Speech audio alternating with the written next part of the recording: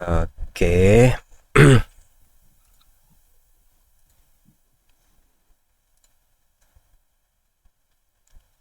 Oke ya. Oke, kita masuk tajuk 6.3 pada pagi ini, yaitu sebatian ya, sebatian. Oke, apa dia sebatian? Mari kita lihat sama-sama lah dalam slide yang cikgu tunjuk di paparan nah. Oke, jadi sebatian ini terdiri daripada dua atau lebih unsur ya, bercampur secara kimia. Oke, jadi unsur yang kita akan kaji di sini ialah yang dalam jadwal berkala ya, yang ada dalam jadwal berkala itu. Jadi kita punya skop di situ sih lah. Kadang-kadang nanti kita akan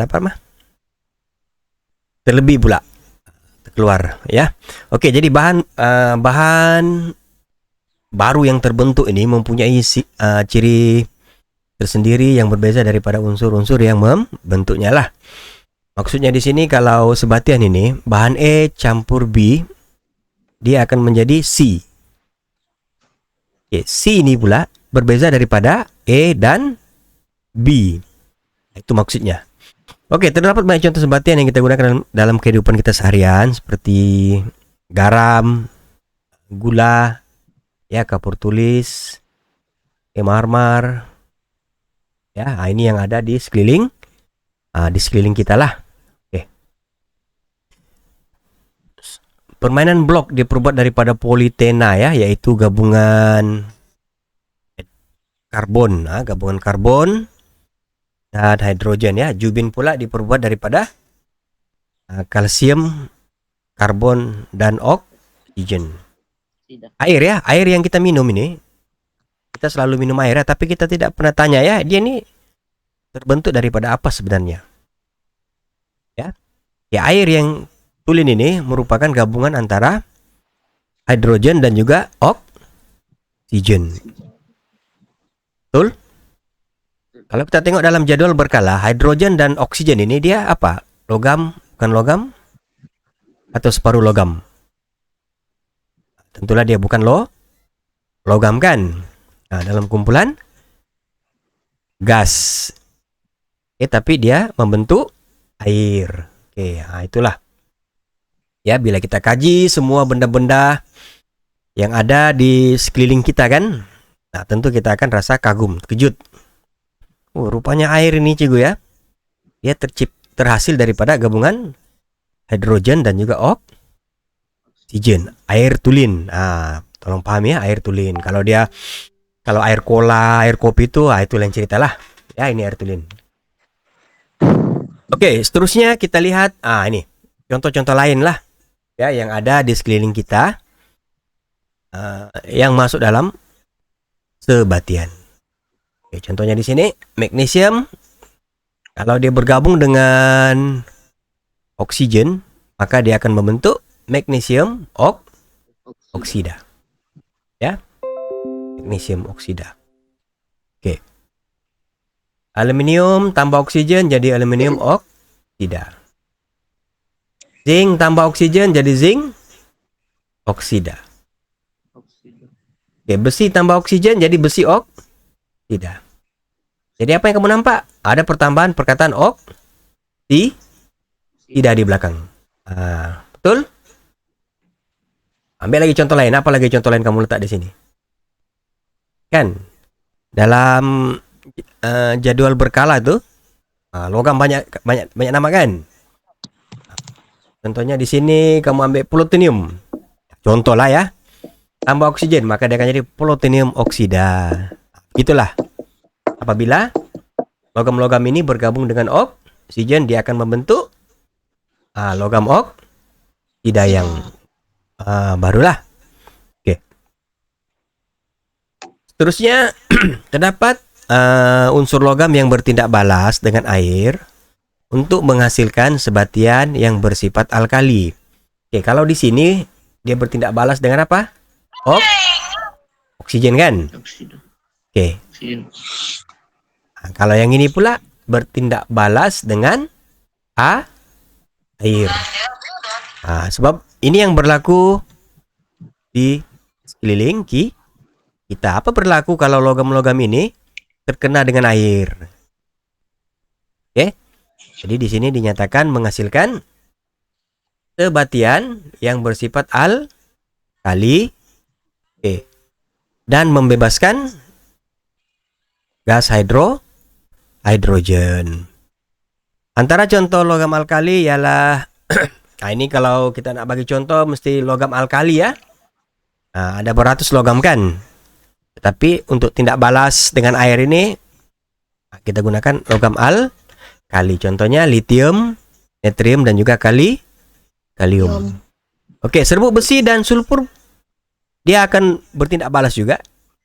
Ya, contoh di sini besi tambah sulfur dia akan jadi besi sulfida. Ini dia tambah dengan sulfur. Kalau yang di atas ini dengan air ya. Ini dengan air, yang di sini pula ini dengan sulfur. Oke. Jadi inilah antara tindak balas. Oke, kesemua tindak balas ini akan membentuk sebatian. Membentuk sebatian. Oke, jadi di bawah ini adalah contoh-contoh lah. Ya, kamu boleh nampak. Oke, sebatian air, litium tambah air dia akan jadi litium hidroksida dan gas hidrogen. Maksudnya litium ini dia akan sudah tukar nama ya, jadi litium hidroksida. Di samping itu akan membebaskan gas hidrogen. Mudah kalau kamu dibagi lah contoh kan. Ini dia tutup lah, dia tanya kamu nanti. Oke, natrium tambah air. Dia akan jadi ini perkataan ini mesti ada. Ya, hidroksida. Jadi jawaban dia natrium hidroksida dan apa-apa gas yang terbentuk adalah gas hidrogen. Contoh ketiga dia dibagi di sini kalium kita tambah dengan air. Oke, nampak? Dia jadi kalium hidroksida tambah gas hidrogen. Jadi dia punya petua. Kamu tengok logam yang diberikan di sana. Oke? Kalau dia bercampur dengan air atau bertindak balas dengan air, maka dia jadi ada perkataan nama logam itu dan hidroksida serta gas hidrogen perlu kamu tulis. Oke, seterusnya yang dengan sulfur pula, dengan sulfur. Tapi contoh sulfur ini tidak ada bagi ya. Kalau sulfur ini samalah. Contoh cikgu ambil sini ya kan. Ini kalau dengan sulfur ya. Magnesium tambah sulfur kan. Maka dia akan jadi magnesium sulfida. Oke. Gua ambil contoh lain lagi. Aluminium. Oke, aluminium tambah sulfur apa jadi? Aluminium sulfida. Oke. Saya ambil contoh lain. Zinc tambah sulfur dia jadi apa? Zinc sulfur. Zinc sulfida. Tidak boleh tulis zinc sulfur ya. Kamu tak boleh tulis zinc tambah sulfur. Kamu tulis ini zinc sulfur. Jawaban kamu salah. Kamu kena tulis zinc tambah sulfur dia akan jadi zinc sulfida.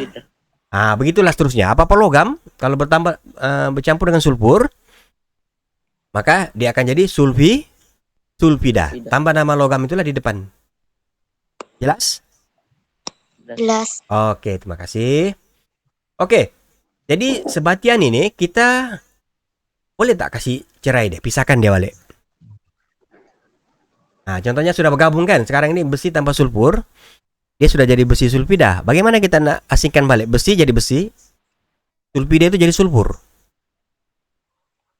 Oke, kita tengok di sini. Oke, bagi sebatian, sebatian tidak dapat diasingkan ya melalui kaidah fisikal seperti campuran. Oke.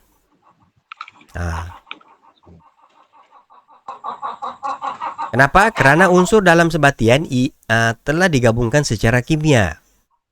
Oleh itu, sebatian hanya boleh diasingkan menggunakan kaidah kimia yang dipanggil proses apa dia? Elektrolisis. Apa dia proses elektrolisis ini? Oke, proses penguraian sesuatu sebatian kepada unsur-unsurnya. Apabila arus mengalir, arus elektrik mengalir melaluinya ya. Lihat di sini ya. Oke, ini contoh. Air. Air kan. Tadi juga kita tadi air terbentuk daripada apa dia? Oksigen dan hidrogen. Oksigen bergabung dengan hidrogen, maka dia akan membentuk air. Jadi kalau kita asingkan air itu kepada oksigen dan hidrogen, maka caranya adalah melalui kaidah elektrolisis. Seperti dalam gambar aja lah. Oke. Jadi air ini kita dalam gambar aja nih, kalau kamu nampak ya. Air ini dia apa nama? Ada air dan larutan asid sulfurik lah di sini kan. Kemudian kamu nampak di sini ada sel kering. Tahu sel kering? Bateri ya? Bateri. Kemudian ammeter.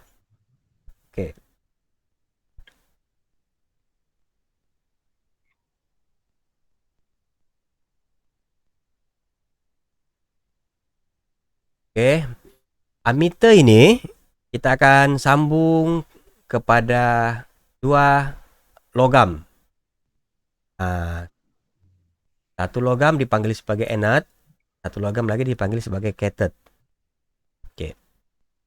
Apabila kita on kan sistem ini, maka arus elektrik itu akan mengalir ya. Dia akan mengalir. Ammeter ini fungsinya untuk mengesan ya. Arus itu mengalir ataupun tidaklah. Lihat lagi itu ada dalam bab 1, ammeter ini fungsi dia untuk mengesan arus elektrik lah. Kalau jarumnya itu bergerak, maksudnya arus mengalir. Dia mengalir. Bila ada arus, maka proses itu akan berjalanlah, yaitu proses elektrolisis. Ya. Ini cara yang ringkas lah. Jadi melalui proses ini kita akan dapat gas oksigen, satu lagi gas hidrogen. Boleh buat gak nih di rumah? Boleh? Boleh juga. Boleh ya? Kamu ambil air.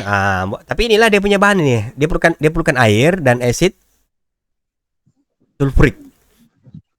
Asid sulfurik ini dia macam cuka lah ya. Dia tapi bukan cuka ya. Campur dengan air. Tapi kamu perlu adalah anode ini. Anode ini karbon lah, digunakan karbon nah. Cuma kita perlu ada rada sini lah. Mungkin di rumah kita tidak ada lah. Tapi insya Allah di makmal ada alat ini. Ada rada sini. Dan kita boleh gunakanlah dia. Kita boleh gunakan dia. Jadi kamu akan nampak nanti. Di akhirnya nanti. Air ini akan kering ya. Airnya akan kering. Yang tinggal nanti gas dalam tabung ini. Tabung uji ini akan kosong. Dan di sebelah sini tabung uji ini akan kosong. Jadi kita akan nampaklah oksigen dan juga hidrogen itu ya. Ini adalah elektrolisis bagi air ya. Salah satu kaidah untuk mengasingkan oksigen dan hidrogen lah. Dania, tolong kasih off dulu kau punya mikrofon. Boleh Dania? Yang baru masuk? Terima kasih. Belanggar suara kita. Si toko cimuk ini macam ada ayam. Bokok. Tidak apa. Yang penting kamu kasih off supaya suara cikgu tidak berlanggar ya dan tidak dengar. Seterusnya kita lihat perubahan fisik dan perubahan kimia ya. Perubahan fisik dan perubahan kimia. Pernah tengok paku bekarat? Pernah kan? Apa akan berlaku kepada paku yang berkarat itu? Ataupun besi yang berkarat dalam tempo masa yang lama? Dia akan apa? Pupus. Betul kan? Lama-lama dia akan mengecil. Size dia akan mengecil lah. Oke. Oke, jadi perubahan fisik dan perubahan kimia ya. Kita ambil contoh di sini. Kamu tengok gambar apa nih? Apa nih? Apple kan? Betul, gambar apple kan? Kita tengok gambar tengok perubahan dia. Kita nampak di sini. Ini yang bagus lah. Ya. Ini bagus. Oke, yang ini nih rosak sudah. Oke. Oke, jadi bahan-bahan akan mengalami dua perubahan, satu dipanggil fisik, satu dipanggil kimia lah. Nah, kalau physical ini cantik kan? Nah, ini bodoh sudah, hitam sudah kan? Dari segi rasa, mana yang sedap? Pilih yang ini kan? Nah, ini nanti kamu makan ciku, kenapa rasanya ini tidak sedap sudah? Nah, itulah beza. Ya, kalau kita nak bezakan antara perubahan fisik dari segi dia punya, inilah apple ini bagus, ini buruk sudah. Kalau kimia ini pula dari segi dia punya rasa dia kan. Oke. Jadi dalam jadwal Raja 6.30, oke, perbezaan antara perubahan fisik dan perubahan kimia ya. Oke. Nah, jadi ini mudahlah, kamu boleh tolong ingat. Oke, kalau perubahan fisik menghasilkan bahan baru. Oke, perubahan kimia membentuk bahan baru yang berbeza dengan bahan-bahan asalnya lah. Contoh perubahan fisik. Nah, peleburan ais. Oke. Ais itu melebur. Dia jadi air. Ada berubah rasa kah? Masih sama kan? Masih sama. Oke. Air tadi kamu letak dalam peti sejuk, dia membeku. Kan? Jadi ais batu. Oke, ada perubahan tak dari segi rasa ais batu dengan air? Tiada kan? Nah, ini maksudnya physical dia berubah. Ya, physical saja berubah dari cecair kepada pepejal ataupun daripada cecair kepada gas. Tetapi kalau perubahan kimia, pengaratan besi ya. Oke, pengaratan besi. Karat besi berbeza dengan besi. Betul? Dari segi warnanya, dari segi dia punya bentuk fisikal kan, jauh berbeza. Oke, begitu juga dengan proses fotosintesis. Oke, dia masuk perubahan kimia di sini karena dia melibatkan beberapa bentuk tindak balas dan juga percampuran antara gas dan juga air. Oke, benda-benda yang mereput. Tidak di sini dibagi contoh daun kan. Daun yang tidak reput berbanding dengan daun yang reput, kamu boleh nampak. Oke? Boleh nampak sendirilah dari segi fisikal. Ya, kalau daun yang reput ini ialah dia sudah hancur kan. Oke, warna dia berbeza. Oke. Begitu juga dengan respirasi sel ini. Oke? Nih. Oke. Di dua ini perlu pelajar pahamilah dengan jelas ya kalau ditanya ya. Tapi kalau bagi cikgu dia punya kata kunci di sini. Kalau kimia bentuk bahan baru. Ya, kata kuncinya lah. Kalau fisik tidak menghasilkan bahan yang baru. Ini kamu kena nampaklah. Kalau bagi contoh inilah seperti yang di bawah ini. Oke. Terus ini dalam bentuk taminda ya. Ada jenis peta bui. Peta bui apa ini? Siapa kenal? Peta bui berganda.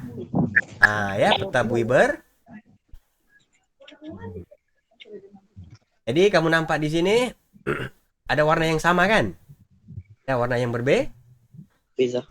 Kalau di tengah-tengah ini kita sebagai yang dia punya persamaan lah, betul? Ini yang perbezaan. Oke? Jadi daripada jadwal ini, perbandingan ini kita boleh bezakan antara perubahan fisik dan perubahan kimia. Oke, berlaku kepada jirim. Kedua-duanya ini berlaku kepada jirim lah. Yang kedua dia melibatkan perubahan tenaga. Tetapi kalau perubahan fisik kita tengok dari pusingan jam lah ya, lawan arah jam di sini dulu. Oke, kita dapati atau fisik dia tidak membentuk bahan yang baru. Cair kepada pejal. Ada bahan baru kan? Bentuk dia berubah. Rasa masih rasa air walaupun dia dalam keadaan pejal. Oke, dari segi bahan kimianya masih juga sama. Masih juga air. Ya, tidak boleh nanti kalau contoh kan. Contoh lah ini juga bagi contoh. Nah, mau ambil air mineral, kamu letak dalam peti sejuk, tiba-tiba jadi Pepsi. Boleh kah? Tidak kan? Boleh. Tidak boleh. Maksudnya komposisi bahan kimia dia sama. Tapi kalau memang dia Pepsi lah kan. Tak dalam peti sejuk, dia membeku kan. Kamu masih rasa Pepsi, cik. Iyalah sebab bahan kimia dia sama, cuma mula-mula itu air. Tapi bila letak sejuk, dia cuma Sejuk. Oke. Berbeza dengan yang ini, yaitu kimia. Dia akan membentuk bahan yang baru. Oke, membentuk bahan yang ambil contoh lah ya. Kalau di rumah kamu ada, ini ambil contoh makanan lah kan. Makanan ini contohnya kari ayam lah. Kalau kamu masak terus makan, kamu akan rasa kari ayam. Betul. Tapi kalau kamu simpan seminggu, kamu berani gak makan lagi? Dia bukan jadi kari ayam sudah kan? Dia akan berubah dari segi ayamnya sudah tidak ada, kan warnanya sudah berbeza. Itu contoh, cuma mau bagi gambaran lah tentang perubahan itu perubahan dia baru. Ya, dia akan membentuk bahan yang baru. Oke. Kemudian sifat bahan yang baru tadi ini yang terbentuk ini berbeza dengan yang asal tadi. Kan? Contoh cukup atas tadi kan. Ini pengeratan besi. Ya. Besi silakan. Tapi bila dia sudah berkarat, dia tidak jadi besi sudah, dia sudah jadi lembut. Kalau kamu tukul pun dia akan pecah, mudah pecah ya. Oke. Dari segi komposisi kimia sama juga. Oke. Dia memerlukan banyak tenaga lah untuk proses ini berlaku. Inilah cara perbandingan perubahan fisik dan juga perubahan Oke. Ini dalam bentuk jadwal. Ini lebih memudahkan kita paham. Jelas lah ya. Oke. Perbedaan antara campuran dan juga sebah. Kita lihat yang pertama dari segi pembentukan bahan baru. Kedua, ikatan kimia yang terbentuk. Dari segi kaidah pengasingan. Bahan baru berbanding dengan bahan asal. Kalau sebatian, ya, kimia, bahan ada perbedaan. Percampuran tiada bahan baru, tiada ikatan kimia. Kalau kita asingkan secara fisikal saja, bahan baru tiada lah, sama saja. Oke. Terakhir 53 sama. Oke. Jadi untuk tajuk bab 6 ini dia tidak panjang lah ya, dia pendek saja. Hari ini sajalah ingin kepada rekan-rekan kamu yang tidak hadir pun tidak apa. Macam temis 6.2 lah, nanti tidak apa ya, nanti juga akan balik. Ini ya campuran ini. Boleh ya? Nah, Boleh. jam cikgu terlompat, tidak apalah. Nah, tidak ada masalah. Jadi next nanti juga akan balik kepada 6.2 ini. Sepatutnya 6.2 hari ini cikgu terangkan. Konten dia juga akan tunjuk juga. Oke. Boleh. Oke, jadi untuk hari ini itu saja. Nah, cikgu pun memang kalau boleh cikgu punya sesi PDPR tidak mau ambil masa yang lama lah. Ya, untuk latihan nanti cikgu akan bagi ya. Dalam grup kamu lah, kalau tidak bagi hari ini mungkin dalam sesi akan datang. Oke, terima kasih sekali lagi kepada mereka yang hadir lah pada pagi. Kita jumpa lagi pada sesi PPR yang akan datanglah kan. Oke, makluman ya untuk kamu, kita akan ada ujian ya, nanti juga akan maklumkan, mungkin mula 3 hari bulan ada ujian secara dari rumah lah, kita buat dari rumah. Tapi untuk tingkatan 1, 2, 3 ini akan dilaksanakan pada 3 hari bulan. Minggu depan juga akan info lah kepada kamu ya. Oke. Jadi terima kasih sekali lagi untuk hari ini itu saja. Kita jumpa lagi pada sesi PDPR akan datang. Ya, assalamualaikum warahmatullahi wabarakatuh. Kita jumpa lagi. Waalaikumsalam.